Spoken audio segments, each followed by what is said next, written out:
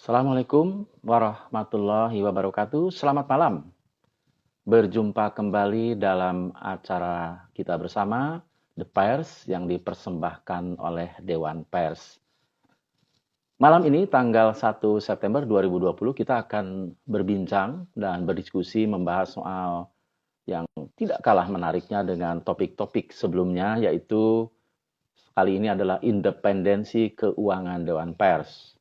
Tentu Bapak Ibu sekalian dan pemirsa sekalian, Dewan Pers melakukan fungsi-fungsi yang sangat penting, melakukan kegiatan-kegiatan sepanjang tahun dalam rangka antara lain adalah melindungi kemerdekaan pers, kemudian juga mengawasi pelaksanaan kode etik jurnalistik. Nah, kali ini kita akan berbincang dengan Ketua Komisi Pendanaan dan Sarana Organisasi Bapak Hasanen Rais. Ya. Kali ini saya akan mengundang ke hadapan Bapak Ibu sekalian, Pak Rais, untuk segera bergabung ini. Dan tentu saja dalam rangka melihat bagaimana operasional dari Dewan Pers dikaitkan dengan budget, dengan pendanaan, kita hadirkan malam ini Bapak Hasanen Rais. Assalamualaikum Pak Hasan. Pak Rais sudah hadir ya? Kang Asep, alhamdulillah. Nah, beliau ini adalah salah satu anggota Dewan Pers yang senior, paling senior di antara kita bersama. Oleh karena itu, perbincangannya pun kelas berat ini ya, menyangkut dana ya. Nah, jadi kita sebetulnya dalam diskusi ini kan ingin menggali, berdiskusi ya, bagaimana Dewan Pers melakukan fungsi-fungsinya ya. Nah, tentu saja saya ingin minta penjelasan dulu fungsi-fungsi kira-kira Dewan Pers dalam operasional harian itu apa saja kira-kira Pak Rais. Jadi begini Kang Asep, ini kan Dewan Pers yang saat ini baru terbentuk tahun 1999 yang lahir dari Undang-Undang Nomor 40 tahun 1999. Namanya aja Dewan Pers Independen. Jadi kata independen ini merupakan yang menjadi nyawa dari Dewan Pers. Jadi by laws, menurut undang-undang, kita tuh ada 7 fungsi. Ya, supaya nggak salah baca nanti undang-undang bisa dituntut saya. Jadi saya baca. Silakan. Yang pertama adalah melindungi kemerdekaan pers dari campur tangan pihak lain. Pihak lain itu bisa semua lah ya. Yang kedua adalah melakukan pengkajian untuk pengembangan kehidupan pers. Yang berikutnya adalah menetapkan dan mengawasi pelaksanaan kode etik jurnalistik. Yang nomor 4 adalah memberikan pertimbangan dan mengupayakan penyelesaian pengaduan masyarakat atas kasus yang berhubungan dengan pemberitaan pers. Jadi ini berkaitan dengan produk jurnalistik. Ya, biasanya kita melakukan mediasi antara pengadu dan teradu. Ya, bisa keluar nanti risalah, kesepakatan para pihak, bisa juga adalah penilaian sepihak oleh Dewan Pers. Kemudian yang berikutnya adalah mengembangkan komunikasi antara pers, masyarakat, dan pemerintah. Ini belakangan ini juga sangat intens dilakukan oleh Dewan Pers, terutama selama COVID-19 ini. Ya, itu intens komunikasi dengan baik itu masyarakat, bisnis maupun pemerintah. Yang berikutnya adalah memfasilitasi organisasi-organisasi pers dalam menyusun peraturan-peraturan di bidang pers dan meningkatkan kualitas profesi kewartawanan. Jadi Dewan Pers ditunjang oleh 9 ya konstituen sekarang. Ya, 10. Di antaranya adalah 10, di antaranya adalah organisasi-organisasi pers. Nah, itu merupakan kewajiban dari Dewan Pers membantu menyusun peraturan-peraturan di bidang pers. Yang terakhir adalah mendata perusahaan pers. Jadi kita data perusahaan pers karena ini berdasarkan undang-undang, perusahaan pers harus berbadan hukum, seperti itu ya. Dia harus didata. Ini perlu untuk perlindungan masyarakat, jangan sampai ada pers yang sering disebut sebagai pers abal-abal. Saya kira itu tujuh ya. Iya, iya, iya, iya. Baik. Tujuh Ini fungsi. kalau mendengar tadi dibacakan undang-undang ini, tugas-tugas Dewan Pers ini tidak ringan nih Pak Rais ya. Ada 7 ya, mulai dari melindungi kemerdekaan pers sampai dengan pendataan itu. Ya. Pertanyaannya adalah bagaimana itu bisa dijalankan sebuah organisasi, sebuah lembaga itu Pak Rais? Wah, ini dia nih ya. Ya. Eh, apa namanya? Memang rada-rada susah ya. Karena apa? Karena setiap program yang kita lakukan tentu ada underlying financial support, harusnya begitu. Ya. Sementara financial support itu di undang-undang juga sudah diatur, ya. Sumbernya adalah perusahaan pers, kemudian asosiasi wartawan. Ya. Yang terakhir adalah sumbangan yang tidak mengikat, bisa itu dari pemerintah. Yang dua pertama ini memang rada tersendat, meskipun tetap ada, ya.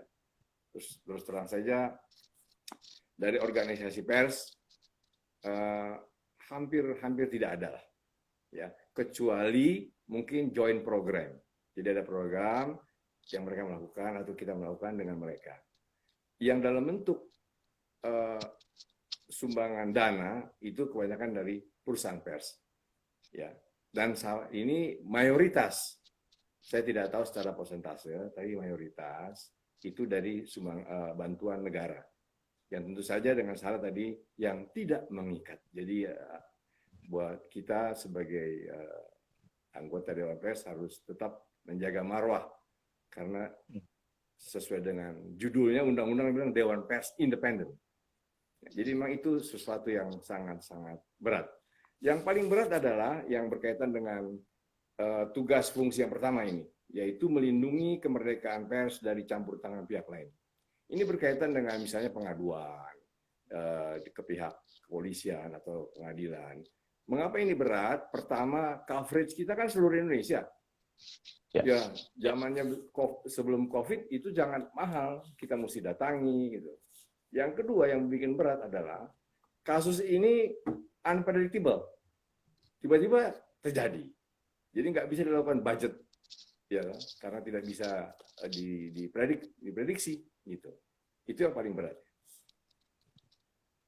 Saya kira tadi sudah jelas ya bahwa sumber pendanaan dari negara, dari Dewan dari perusahaan-perusahaan pers ya, dan juga dari sumbangan-sumbangan lain lah kira-kira ya. Nah, kalau tidak salah, tahun-tahun ini ya, tahun terakhir ini kan anggarannya sekitar 20 miliar ya dari negara ini. Tetapi karena COVID, katanya tahun ini disunat lagi ya untuk memberikan sumbangan ya. Nah, Pak Rais bisa menjelaskan nggak antara negara memberi mengalokasikan dana dengan independensi itu gimana itu? Ya, ini memang kan independen itu ada dua ya, independen by substance maupun independen by appearance. Memang tampaknya kita tidak independen karena mayoritas dari biaya kita dibiayai oleh negara, ya. Namun demikian merupakan tugas kita Dewan Pers dan masyarakat pers lainnya untuk terus menjaga independensi ini. Meskipun kita dibiayai negara, kita tetap harus berdiri di tengah. Gitu. Jadi memang rada berat. Ya, silakan. Jadi intinya begini, kalau saya dari Pak Rais mengatakan kuncinya adalah integritas ya, integritas dari anggota untuk tetap independen itu kan? Iya, udah Kang Asep lebih tahu tuh. Jadi artinya kalau misalnya ditanya ada pengawasan ya terhadap anggota Dewan Pers, pernah ada isu misalnya kemarin ada isu-isu yang tidak sedap, itu berarti bahwa antara dana dengan dari negara dan kemudian operasional itu tetap harus diawasi juga ya oleh semua orang. Itu bagian dari akuntabilitas ya. Baik itu sumbangan dari perusahaan-perusahaan pers, organisasi-organisasi pers maupun negara, ya wajib bagi kita untuk mempertanggungjawabkannya dengan menyerahkan laporan serinci, mungkin. Ya, begitu ya. Itu bagian dari. Ya. Kalau kita bandingkan dengan lembaga-lembaga lain misalnya yang di broadcasting Pak Rais, ini kan jumlahnya kan sebetulnya kalau angka kan tidak besar ya. Apakah itu ada istilahnya di dalam undang-undangnya sendiri ada gaji Pak untuk anggota Dewan Pers ini? Ini rahasia perusahaan ini. Gimana ini? Bagian yang sensitif ini. Dewan Pers anggotanya tidak digaji. Beda dengan komisi-komisi lain yang lainnya. Tapi Dewan Pers tidak digaji. Ya. Namun demikian, oleh sekretariat kita disiapkan honor. Ya. Honor ini transportasi kira-kira begitu ya? Ya, untuk transportasi operasional kita lah. Ya. Kalau misalnya jadi artinya kalau dibiayai. Kalau jadi anggota BERS harus siap lah ya gitu ya, mengabdi begitu Pak Rais ya. Oh iya dong. Kita kalau istilahnya teman saya, kita mewakafkan waktu kita buat dunia pers melalui. Waduh, luar biasa ini kalimatnya ya. Ya, jadi pemirsa dan pendengar di Instagram Live barangkali ini menarik ya pernyataan Pak Rais ini bahwa para anggota ini memang berjibaku melindungi kemerdekaan pers walaupun ya tentu saja dengan anggaran sesuatu yang sudah ada harus memegang teguh ya integritas masing-masing. Kira-kira Pak Rais ya. Nah, jadi perbincangan kita nih akan melebar juga nih nanti ke berbagai hal ya Pak Rais ya. Kalau misalnya itu soal independensi, soal operasional, bagaimana dengan misalnya kegiatan-kegiatan besar ya seperti survei ya. Kemudian juga ini ada pertanyaan nanti kita jawab mengenai pembinaan organisasi, uji kompetensi itu gimana? Mungkin bisa dijelaskan Pak Rais. Ya. Ya, uji kompetensi dulu yang paling penting menurut saya. Uji kompetensi adalah indikasi buat bagi profesional dalam hal ini wartawan bertanggung jawab kepada siapa? Atas dirinya. Ya, untuk itu dia harus ikut uji kompetensi. Ya.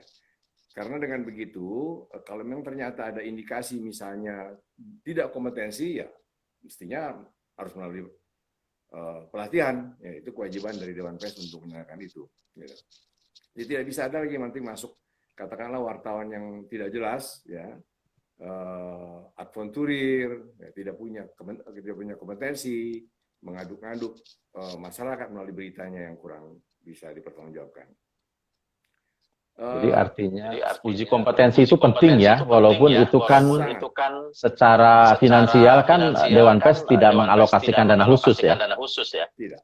Ya. Ada sebagian kecil saja, tidak banyak ya. Oleh karenanya kita mendelegasikan kepada lembaga-lembaga tertentu, sudah melalui penilaian dari Dewan Pers untuk mereka untuk menyelenggarakan ujian kompetensi. Ya. Karena ini negara besar sekali nih, hampir segede Eropa Barat. Jadi bayangkan kalau itu ujian terpusat, bagaimana kesian pula dia harus datang ke Jakarta misalnya dari Papua. Gitu.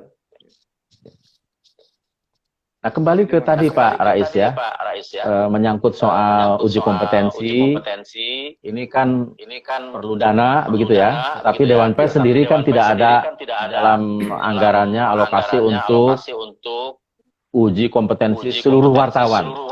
Kemudian didelegasikan kepada lembaga-lembaga penguji, kira-kira istilahnya begitu ya Pak Rais ya. Ya.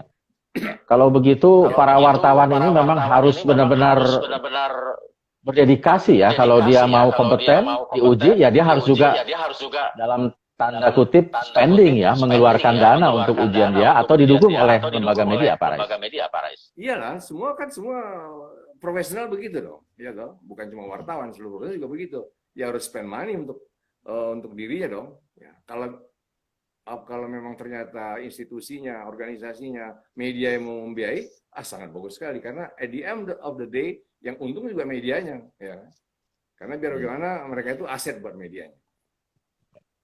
Jadi artinya kalau seorang wartawan ya, bagaimanapun tetap harus meningkatkan kompetensinya melalui sertifikasi supaya dia lebih memberikan kontribusi kepada pers, begitu Pak Rais. Iya, iya, iya. Apalagi hari ini dengan ada perkembangan teknologi, di mana banyak media yang online, jadi kecepatan sangat-sangat luar biasa, ya, sehingga kadang-kadang perlu kemampuan yang luar biasa pula, ya, untuk bisa menghasilkan berita. Kalau enggak nanti beritanya tidak berkualitas karena dikejar-kejar uh, karena kecepatan. Kembali ya ke tadi Kembali yang ya ke soal tadi yang dana soal kaitan dana dengan kaitan kompetensi dengan ya. kompetensi ya. Menurut Pak Rais, kalau Menurut Pak Rais, kalau seandainya seandainya tidak ada tidak komitmen ada dari komitmen dari medianya, tidak medianya, ada tidak ada jurnalis komitmennya jurnalis untuk meningkatkan komitmennya untuk meningkatkan kompetensi itu, kompetensi itu, bagaimana ini? Apa bagaimana ini? tanda-tanda apa Apa ini kira-kira? tanda-tanda apa ini kira-kira? Ya kalau nggak ada komitmen nanti kan outputnya jelek sekali. Kalau jelek ya ditinggal audiensnya.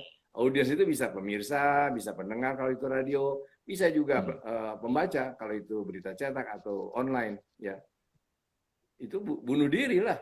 Gitu. Bisa juga produknya kemudian menimbulkan persoalan begitu Pak Rais ya, karena tidak kompeten tadi ya. Nah, itu lagi bikin banyak pekerjaan di Dewan Pers nantinya.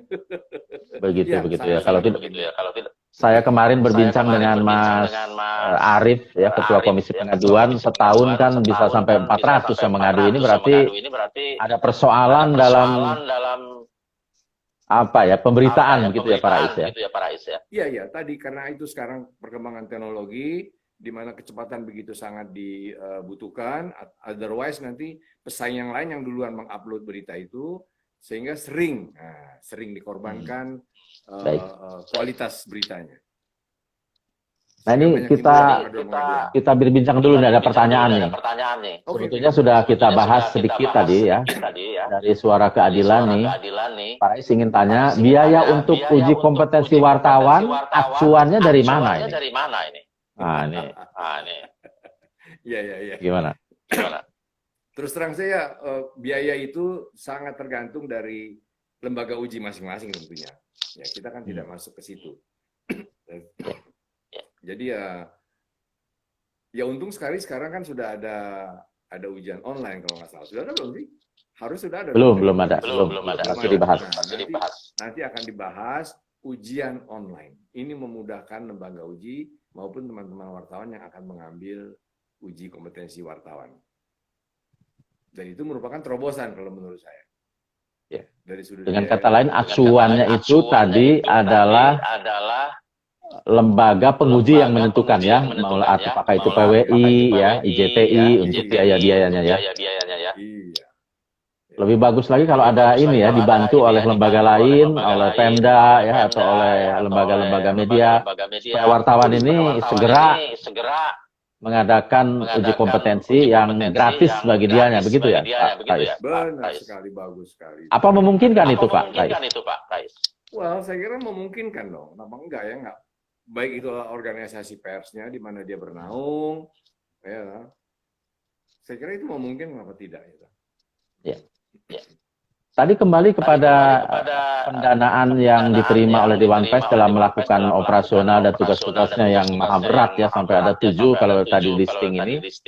Saya misalnya ingin menyinggung soal ini Pak Rais, yang sering diadakan misalnya sosialisasi mengenai liputan pemilu yang lebih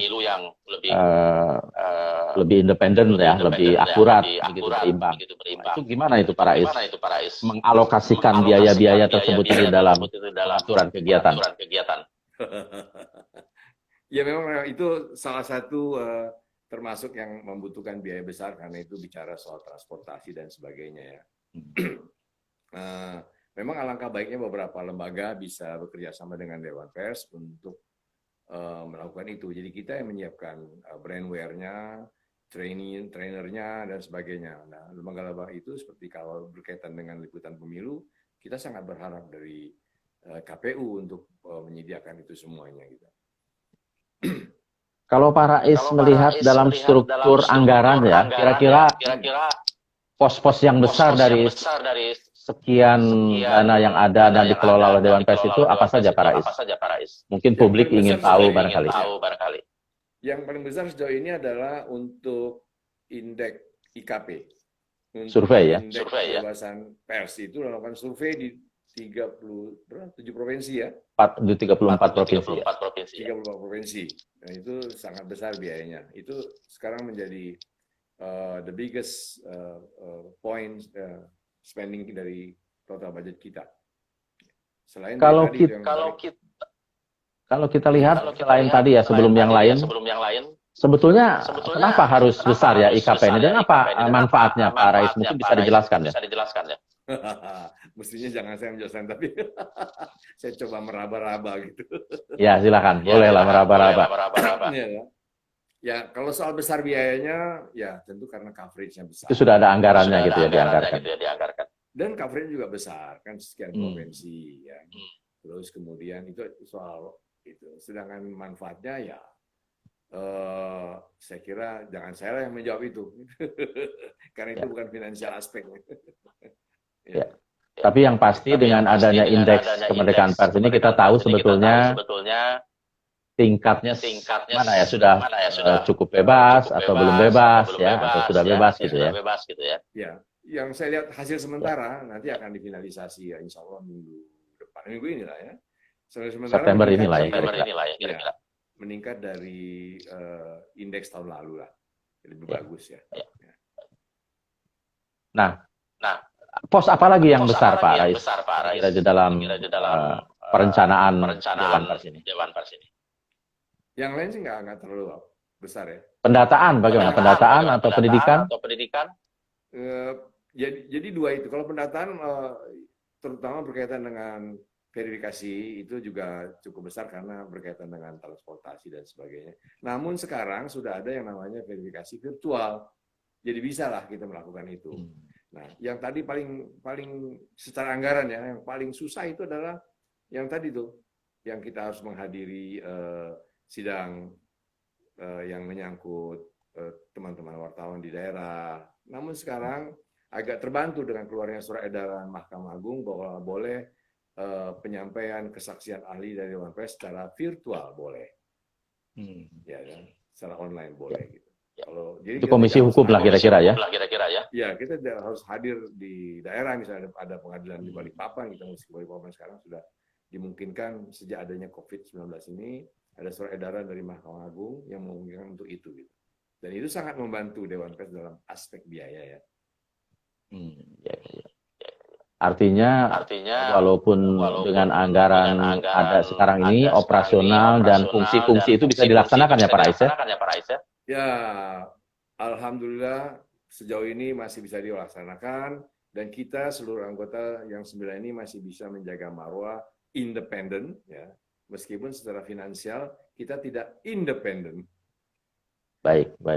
Jadi masih ada ya maksudnya kalau Dewan Pers kemudian membuka koperasi kan lebih tidak independen lagi ya, bisnis ya. Ya, memang kalau kita lihat sejarahnya Dewan Pers yang sekarang ini dengan Undang-Undang Nomor 40 Tahun 1999 memang independensi itu merupakan salah satu kunci ya Pak Rais untuk melakukan tugas-tugasnya itu ya. Iya. Jadi mudah-mudahan dengan kita lakukan diskusi terbuka ini, teman-teman dari organisasi pers maupun teman-teman dari perusahaan pers tergerak untuk ikut menunjang pendanaan dari Dewan Pers sehingga lebih berkiprah, lebih leluasa.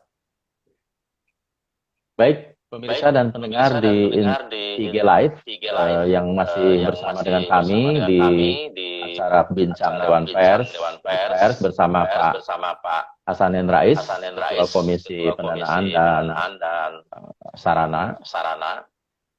Kita membuka pertanyaan apabila ada hal yang berkaitan dengan Dewan Pers, silakan kita buka pertanyaan. Kita sudah hampir 30 menit nih Pak Rais kita bersama-sama. Mudah-mudahan keberadaan kita ini juga menjadi informasi bagi publik ya untuk mengetahui bagaimana cara bekerja Dewan Pers, bagaimana Dewan Pers melaksanakan tugasnya dan apa juga tantangannya dan persoalannya ya Pak Rais ya. Baik. Nah, kita kembali ke tadi soal pendanaan ya dan independensi ya. Kuncinya apa Pak Rais? Bahwa dana kita ada bantuan negara, ada bantuan perusahaan media, tapi tetap harus komitmen. Itu apa kuncinya?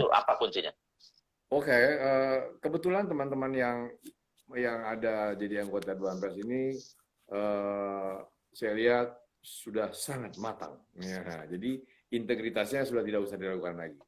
Saya kira semangat itu yang menyebabkan kita tetap menjaga marwah Dewan Pers untuk tetap independen, ya, di apa namanya, meskipun di sana sini masih banyak kekurangannya, tapi kita berusaha keras untuk itu, ya, bersama-sama dengan anggota yang lainnya.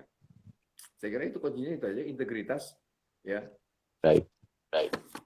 Jadi itu yang membuat Dewan Pers tetap hidup dan berkembang ya, karena ada integritas anggotanya, dan itu menimbulkan dukungan dan respect dari publik, dari konstituen ya.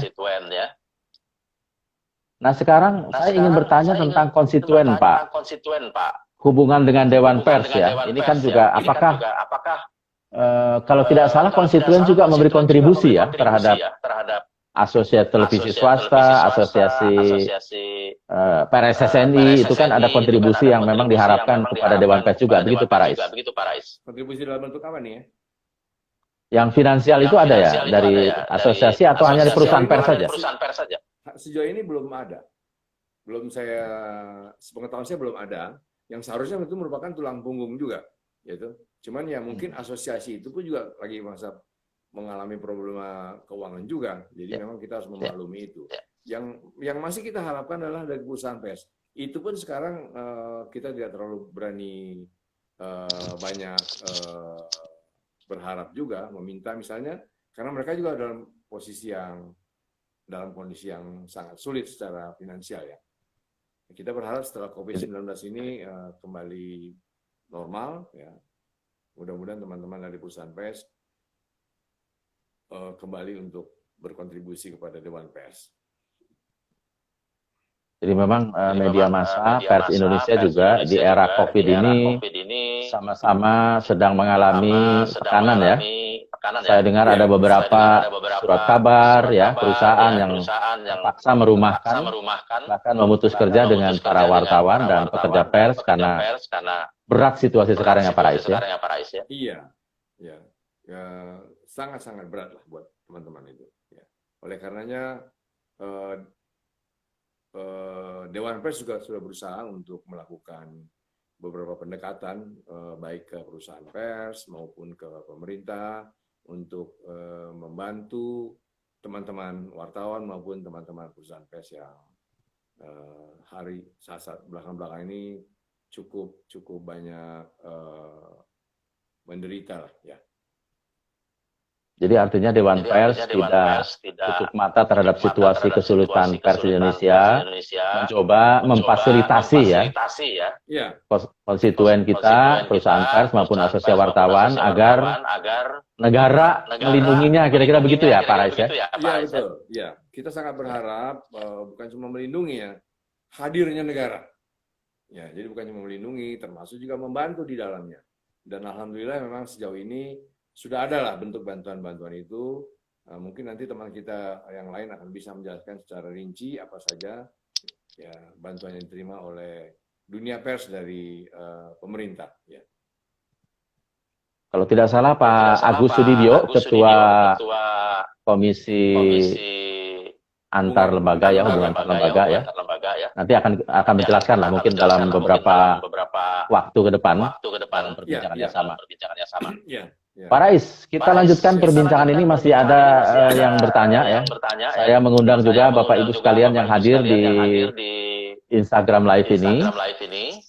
Saya bacakan ini pertanyaan dari salah seorang yang hadir di dalam perbincangan kita hari ini, dari Hairil Supriyadi. Terima kasih atas partisipasinya. Beliau mengatakan tadi dikatakan verifikasi perusahaan pers bisa dilakukan secara virtual. Bagaimana cara mendaftar ikut verifikasi ini? Wah. Ini pertanyaan berat buat Pak Rais. Ya, nggak berat-berat, kita hanya mendaftar aja, tinggal dibuka aja gitu website. Ya? Mendaftar melalui online. Ya di situ ada semua persyaratannya apa saja. Gitu. Bagaimana teknis verifikasi nanti? Jadi ada dua. Pertama verifikasi administrasi dulu. Setelah administrasi oke, baru melakukan verifikasi. Kalau dulu namanya verifikasi faktual, ya kita berkunjung ke daerah, ya. Jadi ini Pak Haidil sudah dijelaskan ya bahwa yang langkah pertama adalah mendaftar dalam apa namanya situs kita atau aplikasi Dewan Pers. Setelah terpenuhi syarat-syarat administrasi, mulai dari badan hukum, kemudian susunan redaksi, ya, perkantoran dan jaminan kesejahteraan wartawan dan lain-lain, barulah Dewan Pers akan melakukan verifikasi faktual, ya. Ya. Nah, ini dan verifikasi faktual ini dalam perbincangan kemarin dengan Pak Jauhar sudah dan akan dilakukan virtual gitu ya. Jadi nanti ada siapkan di virtual. Jadi memang era zaman virtual ini jangan sampai pers kita ketinggalan lah untuk produktivitas kita ya. Nah, kemudian kalau kita lihat tadi ya soal verifikasi Pak Rais. Apakah verifikasi itu perlu biaya dari perusahaan-perusahaan pers yang akan diverifikasi itu? Enggak ada biaya. Kita datang aja, kita verifikasi. Sejauh ini yang saya alami adalah kita datang, kita verifikasi, tidak ada biaya apa-apa sama sekali. Ya, paling kita disiapin kopi loh. Ya, kopi sama snack gitu ya pengalaman saya ya. Jadi pemirsa sekalian dan pendengar, untuk verifikasi perusahaan pers itu tidak rumit ya. Pertama, tidak ada biaya 1 sen pun. Kecuali pulsa untuk akses barangkali ya, situs Dewan Pers. Bahkan kalau kita melakukan verifikasi faktual ke lapangan pun tidak ada ya Pak Rais ya? Tidak ada, sama sekali tidak ada biaya. Kalau seperti itu, kenapa sulit sekali ini? Orang-orang memverifikasi walaupun ada ribuan situs online. Nggak tahu tuh kenapa ya. Ya memang beberapa kali temuan kita di lapangan banyak yang lucu-lucu lah ya. Misalnya tiba-tiba ada yang kantornya itu adalah campur dengan aktivitas organisasi lain. Seperti gitulah. Jadi memang itu merupakan hambatan buat mereka kali untuk mengundang kita mengunjungi kantor mereka. Ya. Atau kantornya masih pinjam lah gitu ya, kontrak. Iya, mending kalau ngontrak sih masih mending. Jadi artinya saya hanya menggarisbawahi apa yang dikatakan Pak Rais dalam hal verifikasi perusahaan pers tidak ada biaya dikenakan oleh Dewan Pers. Ya. Tidak ada sama sekali. Ya. Kalau tidak salah seperti bikin KTP juga tidak ada biaya kan? Jadi pemirsa dan pendengar semuanya ini yang bisa disampaikan kepada yang tidak hadir dan kepada Bapak Ibu sekalian yang sudah mendirikan perusahaan pers, sudah aktif dan online, bahwa fungsi Dewan Pers seperti katakan Pak Rais tadi, pendataan. Nah, pendataan ini adalah melaporkan syarat-syarat administratif dan kemudian syarat untuk diperiksa faktual, tidak ada biaya begitu ya Pak Rais ya? Tidak ada biaya. Ya. Ini Pak Rais sebagai bagian Komisi Pendanaan baik sekali ya? Jadi pendataan ini juga sebenarnya adalah permintaan dari undang-undang, gitu. Karena di undang-undang dikatakan bahwa semua perusahaan pers mesti berbadan hukum. Maka perlulah Dewan Pers untuk melakukan pendataan. Di samping itu juga secara undang-undang mereka juga harus mencantumkan nama, ya alamat, ya termasuk kalau misalnya itu media cetak, percetakannya. Oleh karena itu kita butuh pendataan termasuk di dalam verifikasi. Jadi ini udah permintaan undang-undang ini, bukannya mau-maunya kita gitu. Ya. Jadi kalau ada yang mengatakan pendataan tidak perlu, Dewan Pers sudah melanggar aturan gitu ya. Jadi Bapak Ibu sekalian dan pemirsa ini sudah dijelaskan ya. Kenapa Pak Rais? Yang tidak perlu itu adalah penyensoran. Nah, itu nggak boleh. Sudah dilarang lah. Sudah zamannya sensor. Kebetulan pemirsa dan pendengar semua ini Dewan Pers akan merilis ya keprihatinan kita terhadap tindakan-tindakan yang tidak bertanggung jawab untuk melakukan penghilangan berita ya terhadap situs-situs berita media massa ini. Kita mohon nanti dukungannya dari publik agar tidak terjadi lagi ya ada penghilangan berita, kemudian melakukan apa yang disebut dalam zaman sekarang ini peretasan ya Pak Rais ya. Ya. Ya. Dan bahkan Dewan Pers sendiri beberapa kali diretas juga itu yang namanya situsnya itu ya Pak Rais ya. Iya. Nah, jadi ini menghimbau lah supaya tidak terjadi ini. Kita lanjutkan perbincangan ini, Bapak Ibu sekalian, pendengar dan semuanya. Kita masih bersama Pak Hasanin Rais, Ketua Komisi Pendanaan. Pertanyaan selanjutnya adalah dari Kureyon No Sekai. Wah, ini ID-nya canggih banget ya. Nah, pertanyaan begini, biasanya syarat yang sering tidak terpenuhi oleh perusahaan pers ini apa? Nah, apa kira-kira jelaskan? Yang paling basic yang sering tidak bisa dipenuhi adalah badan hukum. Sering mereka lupa berbadan hukum. Atau badan hukumnya PT tapi bukan untuk operasi pers, untuk yang lain. Ya, itu yang sering lupa mereka. Ya, nggak tahu lupa atau kenapa ya, tapi itu sering yang menjadi masalah. Ya. Dan mereka tidak menyadari itu adalah permintaan undang-undang yang demikian itu, gitu. Ya. Jadi nggak boleh sembarangan orang-orang langsung. Padahal sudah ada kelonggaran, yaitu setiap warga boleh mendirikan perusahaan pers, asalkan berbadan hukum. Saya kira itu yang paling basic ya. Ini Mas Kureyon ya, ID Kureyon. Jadi badan hukumnya harus perusahaan pers ya. Yes.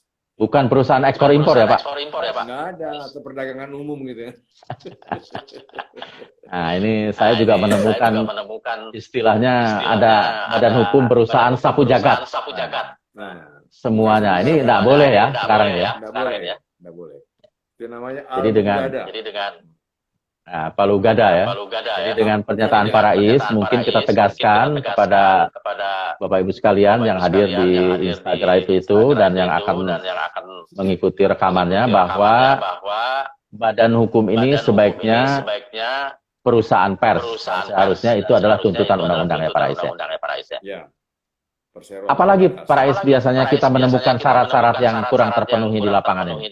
Yang berikutnya adalah bahwa secara profesional kan yang namanya Pimret itu harus memegang UKW utama. Nah itu juga menjadi hambatannya.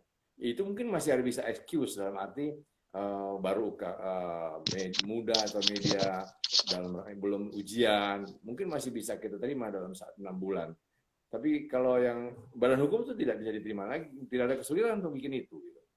Jadi itu hal kedua yang kita temui di lapangan adalah soal Pimretnya belum UKW. Atau penanggung jawab istilah undang-undang ya? Iya, penanggung jawab istilah undang-undang, betul. Nah, kenapa itu terjadi Pak Rais? Tadi itu profesionalitas tidak bertanggung jawab terhadap dirinya sendiri kalau gitu.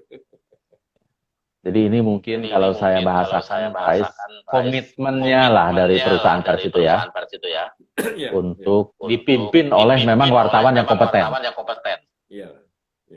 Kalau merasa kompeten gimana Pak Rais? Nah, bagus juga itu, agar PD punya ya kan. Tapi kan cuma sampai di merasa doang.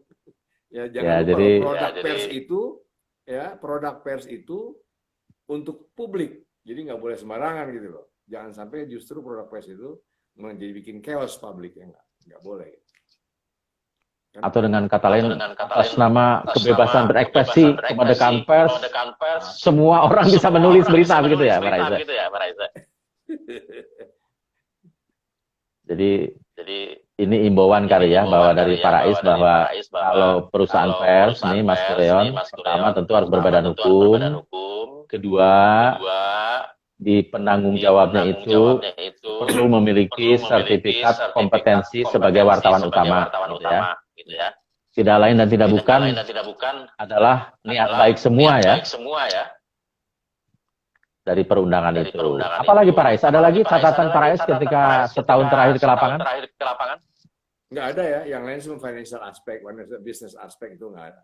Bisa terjadi di mana saja. Tapi kalau untuk perusahaan pers, 2 hal itu yang sering terlupa. Atau gaji wartawan gimana? Gaji wartawan masih bisa ditolerir ya di upah minimum provinsi.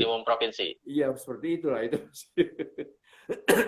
1-2 ada, tapi susah lah kita menginikannya kan. Seperti ya apa 13 bulan gaji apa segala macam itu kan susah sekali untuk pembuktian.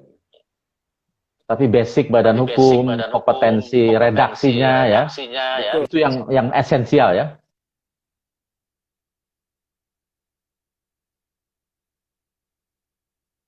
Pendengar, ada gangguan teknis di kameranya Pak Rais, tapi saya ingin menambahkan sekali lagi ya, bahwa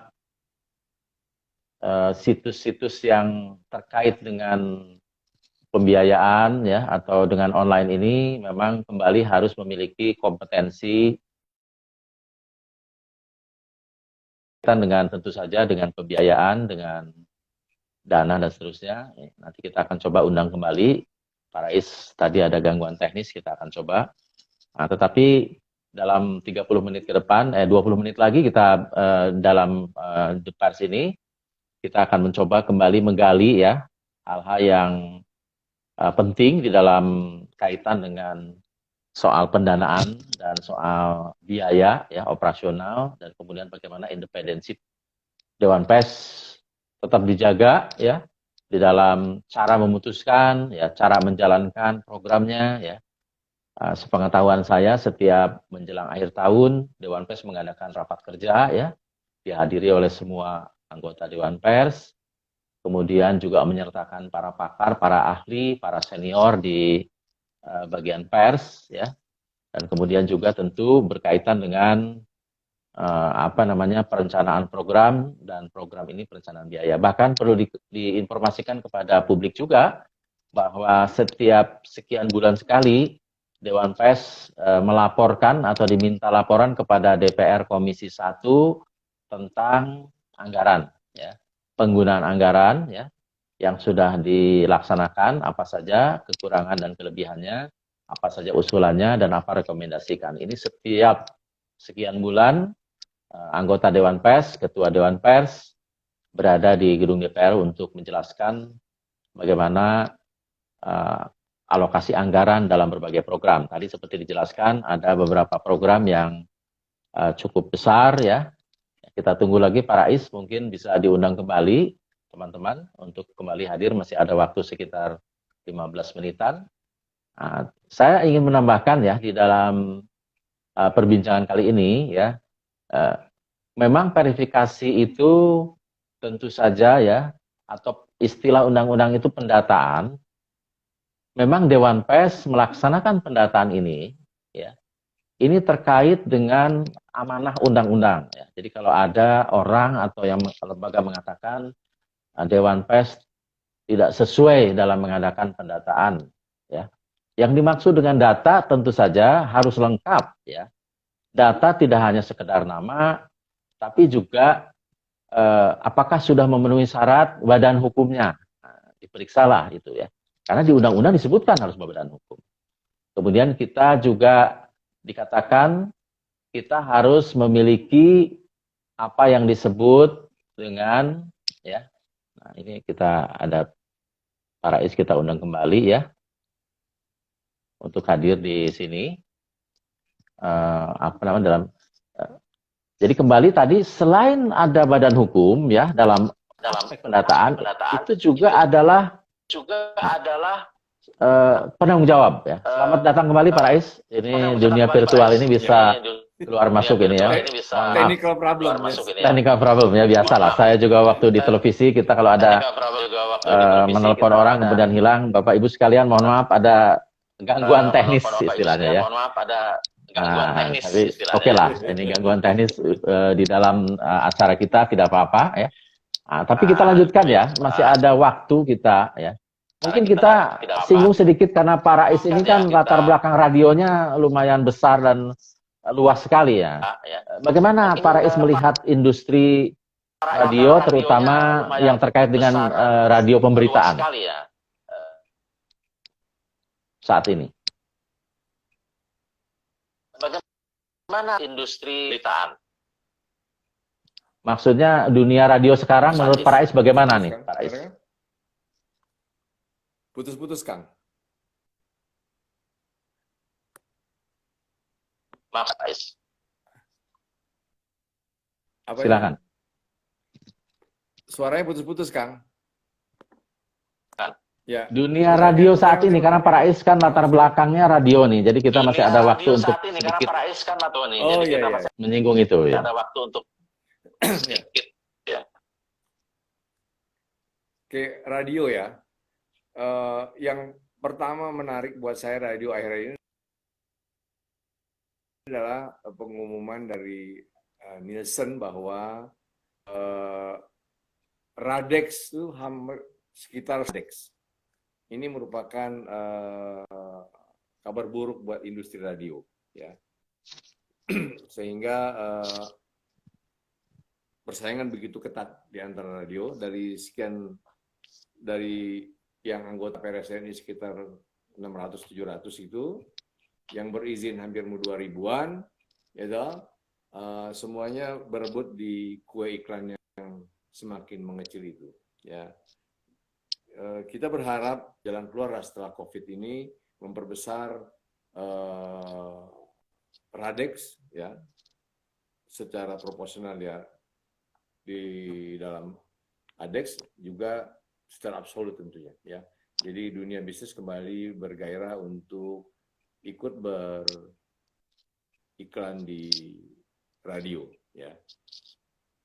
Bisa dijelaskan istilah teknis itu hubungannya dengan tadi radio? Teknis itu hubungannya dengan tadi radio. Oke. Ini kan ada total pengeluaran iklan se-Indonesia. Oke. Kemudian yang proporsi radio hanya sekitar 1%. Jadi sangat kecil, ya. Sementara radio ini yang pemainnya adalah, karena memang radio secara teknis itu adalah locally, ya. Jadi radio Jakarta tidak sampai bisa ditangkap ke Bandung misalnya, ya, kalau dengan free to air. Nah itu sehingga dunia industri radio sangat banyak. Yang berizin mungkin sekitar 3.000 ya, data dari Kominfo. Jadi sangat luar biasa. Sementara pengeluaran iklan untuk radio semakin menyusut. Ya, jadi ini juga merupakan yakin di industri radio. Belum lagi secara teknis banyak orang yang karena dimungkinkan oleh teknologi, maka banyak timbul radio-radio yang tidak free to air, ya, melalui internet, itu juga, ya kan. Jadi ya itu suka menjadi pesaing utama untuk merebut pendengar kalau itu, ya, sehingga semakin menyusut pendengar radio yang free to air. Yang terakhir adalah banyak iklan yang lari ke online, media sosial, media sosial, YouTube dan sebagainya.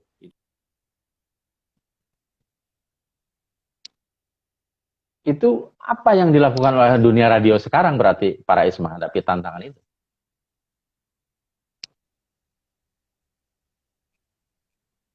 Apa yang dilakukan dunia radio menghadapi tantangan tadi?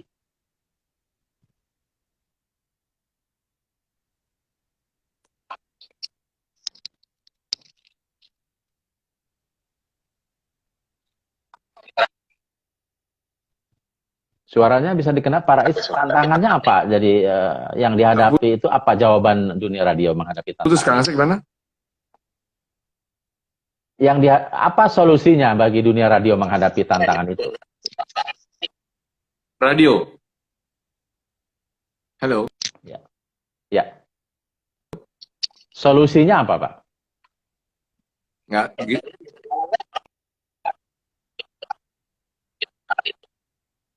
Well, solusinya apa? Iya, memang rada-rada susah ini. ya toh. Namun demikian, saya percaya teman-teman radio adalah insan-insan kreatif yang akan menemukan jalan keluarnya, karena memang insan radio terdidik sebagai orang-orang yang sangat kreatif. Nah, susah ya kalau kita bilang solusinya apa, karena kalau kita berharap pemerintah banyak memasang iklan di radio, hari ini pemerintah tidak bisa berharap banyak juga. Mesti memang bisnis bergulir lagi, sehingga banyak lagi komersial di radio. Nah, itu menyebabkan kita lebih bergairah lagi, ya. Itu di luar dari kontrol kita lah sebagai industri, ya. Karena itu Jadi yakinlah kalau perekonomian dunia secara industri radio karena kreatif umum. bisa lah ya.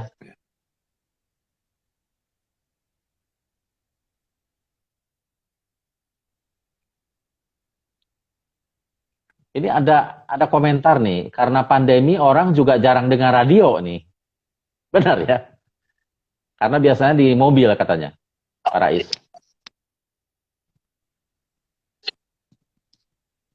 Ya.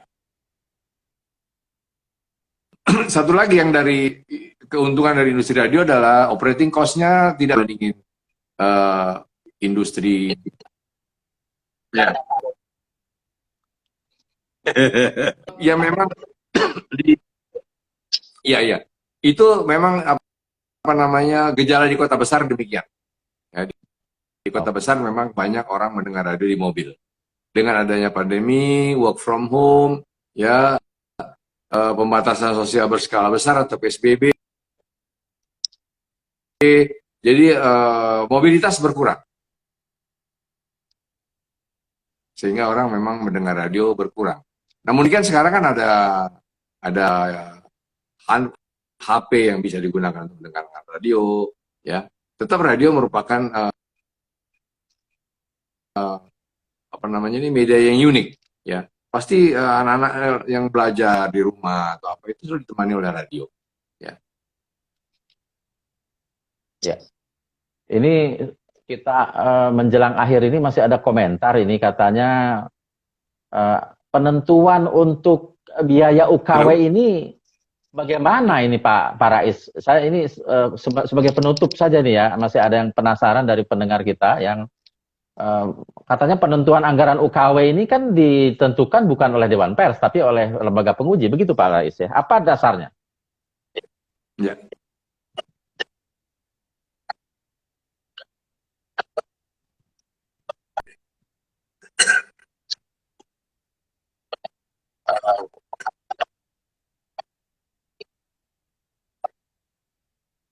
Waduh, saya sih nggak begitu tahu tentang tarif-tarif tidak ikut di dalam situ. Ya. Nanti saya coba tanyakan kepada. Jadi kita akan tanyakan apa penentuannya ya, nanti kita sampaikan melalui situs Dewan Pers ya.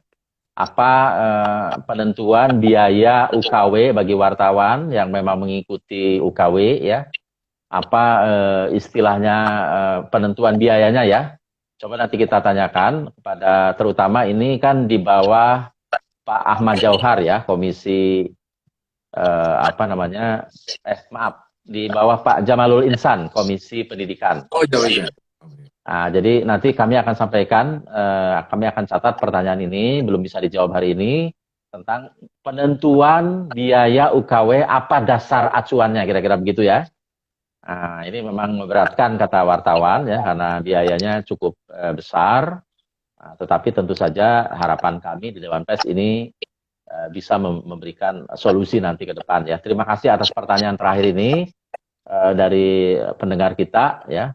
Nah, sebagai closing statement ya, nanti saya akan tanyakan ya Mas Reutes ya mengenai acuannya. Nanti coba kepada Pak Jamalul Insan. Sebagai closing statement mengenai independensi Dewan Pers lah, apa nih intinya Pak Rais?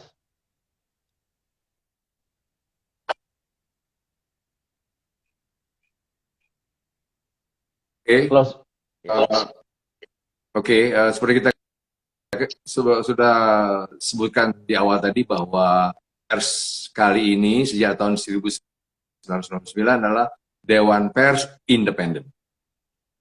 Merupakan nyawa dari Dewan Pers. Ini merupakan marwah yang kita mesti jaga. Namun demikian kan kita tidak bisa menafikan bahwa untuk memelihara independensi itu kita juga butuh biaya yang cukup lumayan besar. Yang kita berharap sebenarnya dari teman-teman organisasi pers. Namun demikian kita juga menyadari saat ini teman-teman organisasi pers juga sedang tidak favorable dalam hal pendanaan, ya. Yang terakhir yang kita berharap adalah dari teman-teman perusahaan pers. Ya, kita berharap kontribusi teman-teman perusahaan pers untuk mendukung operasional dari Dewan Pers, ya, dalam rangka tetap menjaga independensi dan kemerdekaan pers di Indonesia. Ya, saya kira itu. Baik Pak Rais, terima kasih. Kita sudah sekitar 1 jam kita berbincang ya, dan ada beberapa masukan dari pendengar kita juga. Nanti ini merupakan pekerjaan rumah kami akan tanyakan. Dan sekali lagi terima kasih atas kebersamaan kita. Mudah-mudahan dalam perjumpaan ke depan kita akan lebih intensif lagi berbincang-bincang ini. Dan selamat malam. Sampai jumpa di lain kesempatan. Assalamualaikum warahmatullahi wabarakatuh. Waalaikumsalam warahmatullahi wabarakatuh. Terima kasih Kang Asep, terima kasih semua pemirsa, pendengar maupun follower ya. Terima kasih.